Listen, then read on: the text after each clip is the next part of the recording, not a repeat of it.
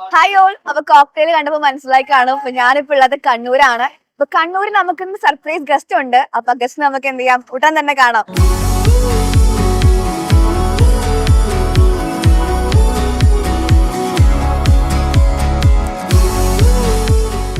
Hi all. അപ്പൊ ഞാൻ പറഞ്ഞ സർപ്രൈസ് അപ്പൊ എന്റെ കൂടെ ഉണ്ട് ഇന്ന്. അപ്പൊ എന്റെ കൂടെ ഇന്നുള്ളത് ആര്യനന്ദയാണ്. ആര്യനന്ദയുടെ +2 മാർക്ക് എന്ന് പറയുന്നത് 1200-ൽ 1200 മാർക്കാണ്. So first of all congratulations. അടിപൊളിയാണ്, ഫുൾ മാർക്ക് നേടിയിരിക്കുകയാണ്. അപ്പൊ നമുക്ക് ഏറ്റവും കൂടെ അറിയാൻ താല്പര്യം ഉണ്ടാവുക ആര്യനന്ദയുടെ സ്റ്റഡി പ്ലാനും ആര്യനന്ദ എങ്ങനെയാണ് പഠിച്ചത്, അങ്ങനെ ഒരുപാട് കാര്യങ്ങളായിരിക്കും. മറ്റൊരു ഇമ്പോർട്ടൻറ്റ് കാര്യം എന്താണെന്ന് വെച്ച് കഴിഞ്ഞാൽ ആര്യനന്ദ നമ്മുടെ അഗ്നി ബാച്ചിലെ സ്റ്റുഡൻറ് കൂടിയാണ്. അപ്പോൾ നമുക്ക് എന്ത് ചെയ്യാം, ഒരുപാട് കാര്യങ്ങൾ ഒരുമിച്ച് ചോദിച്ചറിയാം. സോ ആര്യനന്ദ, നമുക്ക് ഇത്രയും മാർക്ക് ലഭിക്കാന്ന് പറയുമ്പം പ്രത്യേകിച്ച് എക്സാം കുറച്ചുകൂടി ഡിഫിക്കൽട്ട് ആയിരുന്നു അല്ലേ? എന്ത് തോന്നി ഫുൾ മാർക്ക് ലഭിച്ചപ്പോൾ? ആ മൊമെന്റ് ഭയങ്കര ഒരു മാജിക്കൽ ഫീലിംഗ് ആയിരുന്നു. ഞാനിപ്പോൾ +1 ഫുൾ മാർക്ക് കിട്ടിയെന്ന് ഓർത്താൽ ഒരിക്കലും എക്സ്പെക്ട് ചെയ്തില്ല. ഒരു 1% പോലും എക്സ്പെക്റ്റഡ് അല്ല ഈ ഒരു റിസൾട്ട് കിട്ടുമെന്ന്. ഭയങ്കര സന്തോഷം തോന്നി +1 നമുക്ക് ഫുൾ മാർക്കാണ്. ഓക്കെ. ഈ +2 മാത്സ് ഒക്കെ ഭയങ്കര ഡിഫിക്കൽട്ടാന്ന് കുട്ടികൾ പറയുന്നുണ്ടായിരുന്നു. എന്ത് തോന്നി, എക്സാം എഴുതുന്ന സമയത്ത് ബുദ്ധിമുട്ടായിരുന്നോ? പക്ഷെ എനിക്ക് എന്തോ പൊതുവെ നമ്മൾ ടെൻഷൻ ആവും. പക്ഷെ എനിക്ക് ആ മൊമെന്റിൽ എനിക്ക് ഫൈനൽ എക്സാം അല്ലേ, എനിക്ക് അങ്ങനെ ടെൻഷൻ വന്നില്ല. അതുകൊണ്ട് തന്നെ നല്ല അടിപൊളിയായിട്ട് എല്ലാം അപ്രോച്ച് ചെയ്യാൻ പറ്റി. വിചാരിച്ചതിനെക്കാട്ടും നന്നായിട്ട് എനിക്ക് എല്ലാം അറ്റൻഡ് ചെയ്യാൻ പറ്റി. അങ്ങനെ ഇത്തവണ എനിക്ക് തോന്നുന്നു മാത്സ് എക്സാം പാറ്റേൺ മാറി വന്നു. ഡിഫറൻസ് ഉണ്ട് ഒരുപാട്. സോ മാത്സിലൊക്കെ ഫുൾ മാർക്ക് വാങ്ങിക്കുന്ന പറയുമ്പോൾ ഈ ഒരു അക്കാദമിക് ഇയറിൽ അത് വലിയൊരു അച്ചീവ്മെന്റ് തന്നെയാണ്. ലാംഗ്വേജ് അടക്കം മോക്ക് ഫുൾ മാർക്ക് തന്നെയാണ്. അപ്പൊ ലാംഗ്വേജിനൊക്കെ എങ്ങനെയാണ് ടൈം ഇൻവെസ്റ്റ് ചെയ്തിട്ടുണ്ടായിരുന്നേ? ലാംഗ്വേജിൽ ഞാൻ എക്സാം ആവുമ്പോൾ പഠിക്കുള്ളൂ, അല്ലാതെ മുന്നേ ഒന്നും പഠിച്ചേക്കില്ല. ആ ഒരു ടൈം ആകുമ്പോൾ 1 വീക്ക് ഒക്കെ മുന്നേ പ്രിപ്പയർ ചെയ്തോളൂ. മോൾ സെക്കൻഡ് ലാംഗ്വേജ് അപ്പോൾ ഹിന്ദി ആയിരുന്നു. ഹിന്ദി ആയിരുന്നു. ഇപ്പൊ നമുക്ക് ഹിന്ദി ആണെങ്കിലും ഈവൻ ഇംഗ്ലീഷ് ആണെങ്കിലും ഒക്കെ നമുക്കൊരു ക്വസ്റ്റ്യൻ വരുന്ന സമയത്ത് ആൻസർ എഴുതുന്ന രീതി ഭയങ്കര മാറ്റർ ആണല്ലോ. ലാംഗ്വേജിൽ ഏറ്റവും മാറ്റർ ചെയ്യുന്നതാണ്. അപ്പൊ എങ്ങനെയാണ് എഴുതിക്കൊണ്ടിരുന്നത്? പ്രാക്ടീസ് ചെയ്യുമായിരുന്നു ക്വസ്റ്റ്യൻസ് എഴുതിക്കൊണ്ട്? ഇല്ല, ഞാനിപ്പം ഒരുപാട് PDF ഒക്കെ റെഫർ ചെയ്യും. എല്ലാത്തിന്നും ഉള്ള നല്ല നല്ല കണ്ടന്റ്, നല്ല നല്ല വേർഡ്സ്, ഓപ്പണിങ്സ് ഇതൊക്കെ എടുത്തിട്ട് എല്ലാം കൂടി നല്ല യോജിപ്പിച്ച് എഴുതും. നല്ലൊരു കണ്ടന്റ് റിച്ച് ആയിട്ടുള്ള ഒരു പാരഗ്രാഫ്. ഇപ്പൊ തന്നെ അത്യാവശ്യം സ്കോർ കിട്ടും നമുക്ക്. ടൈം മാനേജ്മെന്റും അങ്ങനെ തന്നെയാണ് നോക്കാറ്. ടൈം അങ്ങനെ നല്ല മാനേജ്. കുഴപ്പമില്ല. അപ്പൊ നമ്മള് അഗ്നി ബാച്ച് സ്റ്റുഡന്റ് ആയതുകൊണ്ട് തന്നെ ചോദിക്കുകയാണ്, അഗ്നി ബാച്ച് എങ്ങനെ ഉണ്ടായിരുന്നു പഠിക്കാനൊക്കെ? അഗ്നി ബാച്ച് അടിപൊളിയായിരുന്നു. ഭയങ്കര ടോപ്പ് ക്വാളിറ്റി ക്ലാസ്സസ് ആയിരുന്നു എല്ലാവരും. എല്ലാ ഫാക്കൽറ്റിയും ഭയങ്കര NCERT നല്ല ഫോക്കസ്ഡ് ആയിട്ടായിരുന്നു എല്ലാ ക്ലാസ്സസും. അപ്പം അത്ര ഇമ്പോർട്ടൻ്റ് അല്ലാത്ത പോർഷൻ ആണെങ്കിൽ പോലും അതുപോലും സ്കിപ്പ് ചെയ്യാതെ അത്ര അടിപൊളിയായിരുന്നു. മൊത്തത്തിൽ ഭയങ്കര സാറ്റിസ്ഫൈഡ് ആണ്. ഓക്കെ. മോള് ലൈവ് ക്ലാസ് മാത്രമല്ലാതെ നമ്മുടെ ഫീച്ചേഴ്സ് ആയിട്ടുള്ള ഇൻസ്റ്റാളൊക്കെ നോക്കുമായിരുന്നു, ഷോർട്ട് നോട്ട്സ്? അതൊക്കെ യൂസ്ഫുൾ ആയിരുന്നു. ഓക്കെ. സോ നമ്മള് മാത്സിന്റെ കാര്യം പറഞ്ഞു. മറ്റൊരു സബ്ജക്റ്റ് ആണ് ഫിസിക്സ് എന്ന് പറയുന്നത്. ഫിസിക്സ് എങ്ങനെ ഉണ്ടായിരുന്നു? +2 ഫിസിക്സ് മോൾ എങ്ങനെയാ ഡീൽ ചെയ്തേ? +2 ഞാനിപ്പം നമ്മുടെ ടോപ്പർ സീരീസ് ഒക്കെ ഉണ്ടായിരുന്നു. അതൊക്കെ എനിക്ക് ഭയങ്കര യൂസ്ഫുൾ. ആ ഒരു ലെവൽ ക്വസ്റ്റ്യൻസ് ഒക്കെ ചെയ്യുക. പിന്നെ ക്ലാസ്സിലൊക്കെ കണ്ട ശേഷം അതൊക്കെ റഫായിട്ട് എഴുതി വെക്കും. അത് പിന്നെ റിവൈസ് ചെയ്യും. പിന്നെ ഞാൻ NCERT നല്ലതായിട്ട് ഫോക്കസ് ചെയ്യാറുണ്ട്. ക്വസ്റ്റ്യൻസ് ഒക്കെ മാക്സിമം ക്വസ്റ്റ്യൻ ചെയ്യും. അപ്പോൾ എല്ലാ സബ്ജക്റ്റിലും എനിക്കൊന്ന് അതാണ് എനിക്ക് ഏറ്റവും കൂടുതൽ ഹെൽപ്പ് ആയത്, ഈ ക്വസ്റ്റ്യൻസ് ചെയ്യുന്ന ഒരു ഇത് ഭയങ്കരമായിട്ട് അടിപൊളിയായി. അതായത് നമ്മൾ പ്രീവിയസ് ക്വസ്റ്റ്യൻ ചെയ്യുന്നതിന് പകരമായിട്ട് NCERT കൂടെ ഫോക്കസ് അങ്ങനെ ചെയ്തു. ഇപ്പത്തെ ഒരു പാറ്റേണും കംപ്ലീറ്റ്ലി NCERT ഓറിയന്റഡ് ആണ്. PYQs അത്രത്തോളം എന്ത് ചെയ്യുന്നില്ല, ചോദിക്കണില്ല ഇപ്പം അല്ലേ? ഇനി കെമിസ്ട്രിയിലേക്ക് വരുമ്പം എങ്ങനെ ഉണ്ടായിരുന്നു? കെമിസ്ട്രി പഠിക്കാനൊക്കെ ബുദ്ധിമുട്ട് തോന്നിയിട്ടുണ്ടായിരുന്നോ? കെമിസ്ട്രി ഇല്ല, എനിക്ക് കെമിസ്ട്രി ഇഷ്ടമുള്ള സബ്ജക്റ്റ്. അതുകൊണ്ട് എനിക്ക് അങ്ങനെ വലിയൊരു ഇതായിട്ട് തോന്നിയില്ല. ഭയങ്കര നമുക്ക് നല്ല ട്രിക്സ് ഒക്കെ വെച്ചിട്ട് റിയാക്ഷൻസ് ഒക്കെ പഠിക്കാം. അങ്ങനെ ഒരു സ്ട്രെസ് അടിച്ച് പഠിക്കേണ്ട സബ്ജക്റ്റ് ഒന്നും അല്ല കെമിസ്ട്രി. ഭയങ്കര ഫണ്ണായിട്ട് നമുക്ക് അപ്രോച്ച് ചെയ്യാൻ പറ്റും. കൂളായിട്ട് അപ്രോച്ച് ചെയ്യാൻ പറ്റും അല്ലേ? നമുക്ക് +2 ആദ്യമായിട്ട് പ്രാക്ടിക്കൽ വരുന്നത്. ഇപ്പൊ പ്രാക്ടിക്കൽ എക്സാം എന്ന് പറയുമ്പം കുറച്ച് പേടിയുള്ള കാര്യമാണ്. ലാബും കാര്യങ്ങളും, ഈവൻ മാത്തമാറ്റിക്സിന് ഒരു ലാബ് ഉണ്ട്. നമ്മൾ എങ്ങനെയാ അതിനാ ടൈം ഇൻവെസ്റ്റ് ചെയ്യുക? ഓൾറെഡി നമുക്ക് ബോർഡ് എക്സാമിന് പ്രിപ്പയർ ചെയ്യാൻ ഒരുപാട് സമയം വേണമല്ലോ. അപ്പൊ അതിന്റെ കൂടെ നമ്മൾ ഇങ്ങനെ ലാബ്? ഞാനിപ്പോ ഇപ്പൊ വന്ന ഉടനെ ഒരു 7 to 8 ഒക്കെ പ്രാക്ടിക്കലിന് വേണ്ടി വെക്കും. ബാക്കി ഞാൻ പഠിക്കും നോർമലായിട്ട് അങ്ങനെ. പക്ഷെ അവസാനമൊക്കെ ആകുമ്പോൾ നമുക്ക് സ്കൂളിലെ നോർമൽ നമ്മുടെ ഇത് പഠിക്കാൻ ഭയങ്കര ബുദ്ധിമുട്ടായിരിക്കും, ലാബ് ഉള്ളതുകൊണ്ട്. അപ്പൊ ആ ഒരു ടൈമിൽ എനിക്ക് ഒരുപാട് ബാക്ക്ലോഗ്സ് വന്നായിരുന്നു.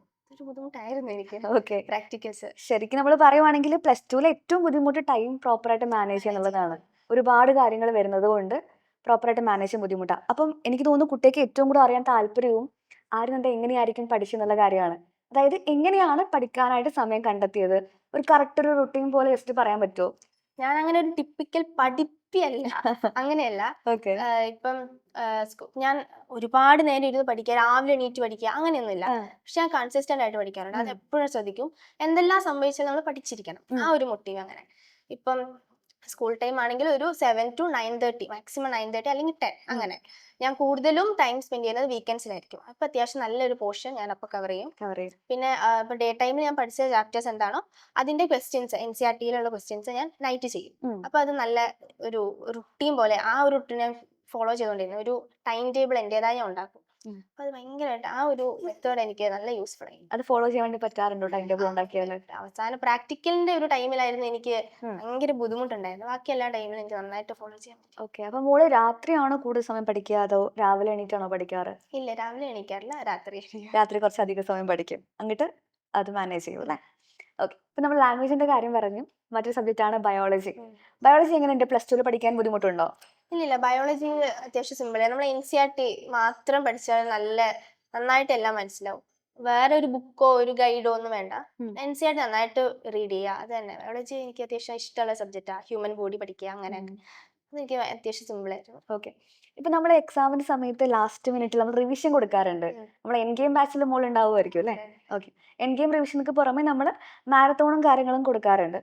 അപ്പം അത് ഡിപ്പെൻഡ് ചെയ്യാറുണ്ടോ last minute revision? Revision series അത് നന്നായിട്ട് ഹെൽപ്പ് ചെയ്യും. ആ ഒരു ടൈമിൽ നമ്മൾ എന്തോ ഫുൾ ഒരു ടച്ച് വിട്ട ഒരു ടൈം ആയിരിക്കും. എല്ലാം പ്രാക്ടിക്കൽസ് ഒക്കെ കഴിഞ്ഞ ഒരു സമയമാണ്. അപ്പം റിവിഷൻ സീരീസ് വരുമ്പോൾ നന്നായിട്ട് എല്ലാം ഒന്ന് റീക്യാപ്പ് ചെയ്തെടുക്കാൻ പറ്റുന്നുണ്ട്. നല്ലതായിരുന്നു. അപ്പൊ ടോപ്പർ സീരീസിനെ കൊണ്ട് പറഞ്ഞോടെ ചോദിക്കുകയാണ്. ടോപ്പർ സീരീസ് നമ്മൾ എക്സ്ട്രാ ഒരുപാട് കുറച്ചും കൂടി ഡിഫിക്കൽട്ട് ക്വസ്റ്റ്യൻസ് ആണ്. ഈവൻ മിസലേനിയസ് ക്വസ്റ്റ്യൻസ് നമ്മൾ ചെയ്യിപ്പിക്കാറുണ്ട്. അതൊക്കെ ചെയ്ത് വർക്ക്ഔട്ട് ചെയ്യായിരുന്നു. ടോപ്പർ സീരീസ് ഞാൻ ഒരിക്കലും മിസ് ചെയ്യാറില്ല. അത് ഞാൻ എല്ലാം കണ്ടിട്ടുണ്ട്. ടോപ്പർ സീരീസ് ആക്ച്വലി ടോപ്പേഴ്സിനുള്ള സീരീസ് തന്നെയാണ്. അത് ഹെൽപ്ഫുൾ ആയിട്ടുണ്ട്. ഓക്കെ. മൈൻഡ് മാപ്പ് യൂസ് ചെയ്യാറുണ്ടോ? അത് ലാസ്റ്റ് നമുക്ക് എല്ലാ ഇക്വേഷൻസ് ഒക്കെ പെട്ടെന്ന് നോക്കണമെങ്കിൽ അത് യൂസ് ആയിരുന്നു. ഒറ്റ പേപ്പറിൽ എല്ലാം കൂടെ കിട്ടുമായിരിക്കും അല്ലേ? Chapter wise exams correct attend ചെയ്യാറുണ്ട്. ഒരു ചാപ്റ്റർ കഴിയുമ്പോൾ നമുക്ക് എക്സാംസ് ഉണ്ടാവുമല്ലോ ആപ്പില്, അതൊക്കെ ഫോളോ ചെയ്യാറുണ്ടായിരുന്നു. പറ്റുന്ന പോലെ എല്ലാം ഫോളോ ചെയ്യാറുണ്ട്. നമുക്ക് അതുപോലെ തന്നെ ബോർഡ് എക്സാമിന് തൊട്ട് മുന്നേ മോഡൽ എക്സാംസ് വരാറ്. അത് മിസ് ചെയ്യാറില്ല, ചെയ്യും. എക്സാംസ് മാക്സിമം അറ്റൻഡ് ചെയ്യണം അല്ലേ? നമുക്ക് ആ ഒരു ഇതുമായിട്ട് ടെൻഷൻസ് ഒന്നും ഉണ്ടാവില്ല. ഓൾറെഡി ഓക്കെ, മോഡൽ കഴിഞ്ഞല്ലോ. പിന്നെ സ്കൂളിലും കൂടെ ചെയ്യുമ്പോൾ നല്ല കോൺഫിഡന്റ് ആയിരിക്കും. സോ അപ്പൊ പ്ലസ് ടു ബോർഡ് എക്സാമിന് വിചാരിച്ച അത്ര തന്നെ മാർക്ക് ലഭിച്ചിരിക്കുകയാണ്. ഫുൾ ഔട്ട് ഓഫ് ഫുൾ വിചാരിച്ചതിനേക്കാൾ ലഭിച്ചിരിക്കുകയാണ്. അപ്പൊ ഈ ഒരു സമയത്ത് ഇനി എന്താ പ്ലാൻ എന്നെല്ലാവരും ചോദിക്കാറുണ്ടാവും. ഞാൻ മൊത്തം ഒരു കൺഫ്യൂഷനിലാണ് ഇപ്പം. എനിക്ക് ഒരു ഡോക്ടറായ കൊള്ളാമെന്നുണ്ട്. ഡോക്ടറായി കൊള്ളാമെന്നുണ്ട്. എവിടെ പഠിക്കണം എന്ന് ആഗ്രഹമുള്ളത്? Kozhikode medical college. Kozhikode medical college ആണ് താല്പര്യം. അടിപൊളി തന്നെ. അപ്പൊ അവിടെ തന്നെ കിട്ടട്ടെ എന്തായാലും. അപ്പൊ നീറ്റ് എക്സാം എന്തായാലും എഴുതാൻ പ്ലാൻ ഉണ്ടാവുമായിരിക്കും അല്ലേ?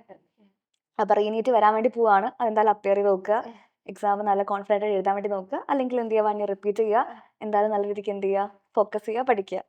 അപ്പോൾ നമുക്ക് ബോർഡ് എക്സാമിൽ നല്ല മാർക്ക് ലഭിച്ച് നമ്മുടെ എഫേർട്ട് ഭയങ്കര വലിയ ഫാക്ടർ തന്നെയാണ്. അതുപോലെ ക്ലാസ്സും എല്ലാം ഫാക്ടർ തന്നെയാണ്. അതിനേക്കാൾ ഒരു ഇമ്പോർട്ടൻറ്റ് ഫാക്ടറാണ് പാരൻസ് എന്ന് പറയുന്നത്. അപ്പോൾ വീട്ടിൽ നിന്ന് ഉണ്ടാവുന്ന സപ്പോർട്ട് ഉണ്ടെങ്കിൽ മാത്രം നമുക്ക് എന്താണെങ്കിലും അച്ചീവ് ചെയ്യാൻ വേണ്ടി പറ്റുള്ളൂ അല്ലേ? അപ്പോൾ വീട്ടിൽ നിന്ന് എങ്ങനെ ഉണ്ടായിരുന്നു സപ്പോർട്ട്? വീട്ടിൽ നിന്ന് എല്ലാവരും ഭയങ്കര സപ്പോർട്ടായിരുന്നു. എന്നെ പ്രഷറൈസ് ചെയ്തിട്ടില്ല. നമുക്ക് ഫ്രീ ആയിരുന്നു. അതുകൊണ്ട് തന്നെ ആയിരിക്കും എനിക്ക് ഈ റിസൾട്ടിൽ എത്താം. നമ്മളെപ്പോഴും വീട്ടിൽ ഭയങ്കര പ്രഷറൊക്കെ ഉള്ളപ്പം നമുക്ക് വിചാരിച്ച സ്കോർ കിട്ടില്ല. പക്ഷെ അവരെന്നെ എൻ്റെ രീതിക്ക് എന്നെ വിട്ടു. അതായിരിക്കും എൻ്റെ ഒരു ഏറ്റവും നല്ലൊരു ബ്ലെസ്സിങ് എന്ന് എനിക്ക് ഫീൽ ചെയ്തിട്ടുണ്ട്. ഓക്കെ, ഷുവർ ആയിട്ടും. അപ്പം ആരുടെ പാരൻസ് കൂടെ വന്നിട്ടുണ്ട്. അപ്പോൾ ഫൈനലി നമുക്ക് എന്താണ് പറയാനുള്ളത്? നമ്മുടെ അഗ്നി ബാച്ചിലെ കുട്ടികൾ കണ്ടുകൊണ്ടിരിക്കുകയാണ്. ഇവരിപ്പോൾ കറന്റ് പ്ലസ് ടുവിൽ കയറിയിട്ടുള്ള മക്കളാണ്.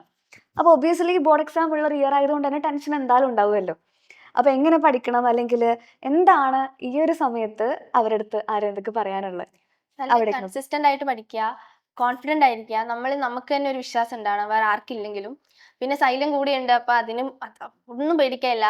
അവരുടെ ക്ലാസ്സസ് ഒക്കെ നന്നായിട്ട് അറ്റൻഡ് ചെയ്യുക. അപ്പൊ തന്നെ നമുക്ക് നല്ലൊരു സ്കോർ കിട്ടും. അപ്പോൾ താങ്ക് യു ഫോർ കമ്മിങ്. അപ്പോൾ എന്ത് ചെയ്യുക, ഫ്യൂച്ചറിൽ നല്ല രീതിക്ക് എത്തട്ടെ എന്ന് ആശംസിക്കുകയാണ്. വിചാരിച്ച പോലെ ഡോക്ടർ തന്നെ ആവട്ടെ. അപ്പോൾ all the best. Thank you.